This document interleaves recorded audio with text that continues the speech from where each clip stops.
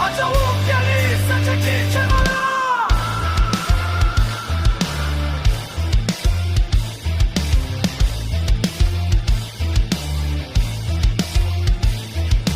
Bu at çıldan mı haykırılır? Bu yol gül çiçek yok kala yazılır. Soruşma kimi bak hislere. Acavuk gelirse çekil kenara. Attımızsa salır yer titreyir. Atım çekilende korku itir.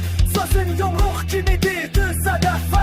Geri yol yok çıkmışık sefere. Bize divar olmaz biz divarı yararız. Karanlıkta da yolumuzu tanıyarız. Sındırmak isteyen sınarı sünnet. Acavuk geri çekilme seç birinden.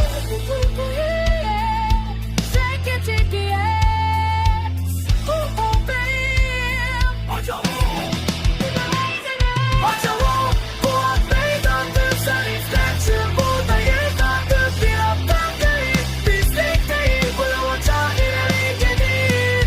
Acavuk kanımız olsun. Ruhumuz siler sözümüz kılıftır.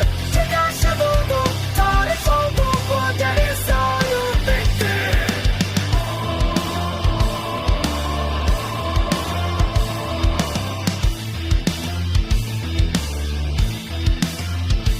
Yalanla hileyle yol gidenler bir gün bu atla üzülse gelir. Maskalar düşer üzler solar.